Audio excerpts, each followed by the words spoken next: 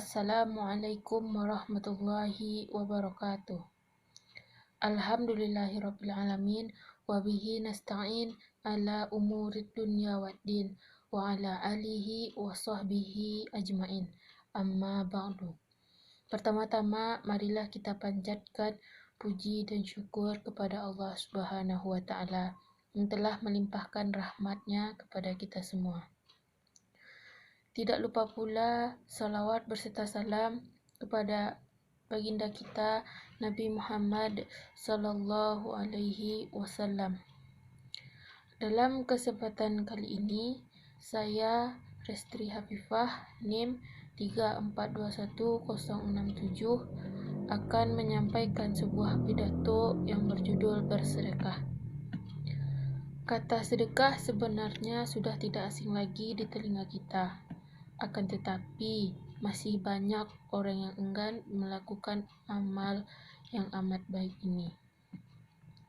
Sedekah itu banyak manfaatnya. Maka dari itu, kita sebagai umat Islam disunnahkan untuk melakukan sedekah karena bersedekah akan mendatangkan kebahagiaan di dunia dan kebahagiaan di akhirat nanti. Contoh manfaat dan barokah dari bersedekah di antaranya, pertama, sedekah menjadi penyebab bertambahnya rezeki. Bersedekah itu tidaklah membuat kita semakin miskin, karena rezeki itu sudah diatur oleh Allah Subhanahu wa Ta'ala atau Tuhan semesta alam.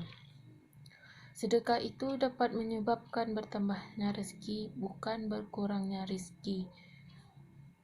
Ada pepatah tentang sedekah, yaitu jangan menunggu kaya lalu sedekah, tetapi sedekahlah agar kamu kaya. Adapun sabda Rasulullah SAW yaitu bersedekahlah kalian, karena sesungguhnya sedekah itu menambah harta yang banyak. Maka bersedekahlah kalian, niscaya Allah menyayangi kalian. Bahkan dalam Al-Quran pun disebutkan bahwa Allah menjanjikan balasan 10 kali lipat bagi mereka yang berbuat baik. Yang kedua, yaitu sedekah dapat mengangkat derajat seseorang. Orang yang selalu bersedekah, niscaya derajatnya akan diangkat oleh Allah Subhanahu wa Ta'ala. Orang itu selalu mendapatkan keberkahan atas rezekinya dan selalu merasakan cukup. Berbeda dengan orang yang kikir. Meskipun ia banyak hartanya, tetapi hidupnya tidak akan tenang dan selalu banyak pikiran yang melanda. Itu adalah sebagian bentuk ketidakberkahan harta yang diberikan Allah Subhanahu wa Ta'ala. Adapun hadisnya yaitu Abu Hurairah radhiyallahu anha, Rasulullah sallallahu alaihi wasallam bersabda, sedekah itu tidak akan mengurangi harta. Allah Subhanahu wa Ta'ala akan menambah kemuliaan kepada hambanya yang pemaaf dan bagi hamba yang tawadhu, karena Allah Subhanahu wa Ta'ala akan mengangkat derajatnya. Hadis riwayat Muslim. Yang ketiga, yaitu malaikat akan mendoakan orang yang bersedekah. Abu Hurairah berkata bahwa Nabi Muhammad sallallahu alaihi wasallam bersabda, ketika seorang hamba berada pada waktu pagi, 2 malaikat akan turun kepadanya, dan salah satu berkata, "Ya Allah, berilah harta kepada orang yang memanfaatkan hartanya." Kemudian malaikat satunya lagi berkata, "Ya Allah, binasakanlah orang-orang yang bakhil."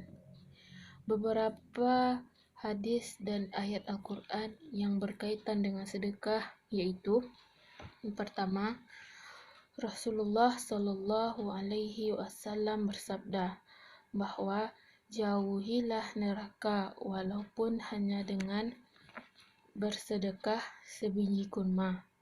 Kalau kamu tidak menemukan sesuatu, maka dengan omongan yang baik. Hadis riwayat Ahmad, Bukhari, dan Muslim. Yang kedua, sedekah merupakan ibadah yang istimewa. Ia dapat memudahkan kita dalam menghapus dosa-dosa. Rasulullah Shallallahu Alaihi Wasallam pernah bersabda, sedekah itu dapat menghapus dosa sebagaimana air itu memadamkan api. Hadis riwayat At-Tirmizi. Adapun di dalam Al-Quran, yaitu surat Al-Baqarah ayat 245 yang berbunyi, barang siapa yang meminjami Allah dengan pinjaman yang baik, maka Allah melipat gandakan ganti kepadanya dengan banyak. Allah menahan dan melapangkan rezeki, dan kepadanya lah kamu dikembalikan. Dan satu lagi yaitu di surat Al-Baqarah ayat 261 yang artinya perumpamaan orang yang menginfakkan hartanya di jalan Allah seperti sebutir biji yang menumbuhkan 7 tangkai. Pada setiap tangkai ada 100 biji. Allah melipat gandakan bagi siapa yang Dia kehendaki, dan Allah Maha Luas, Maha Mengetahui. Itulah beberapa manfaat dan hadis dan surat dari Al-Quran dari bersedekah. Sebetulnya masih banyak lagi manfaat yang belum saya sebutkan. Semoga kita semua dapat melaksanakan sedekah dengan semaksimal mungkin, agar kita terhindar dari api neraka dan terhindar dari azab kubur. Sekian dari saya, terlebih terkurang mohon dimaafkan. Wabillahi taufiq wal hidayah. Wassalamualaikum warahmatullahi wabarakatuh.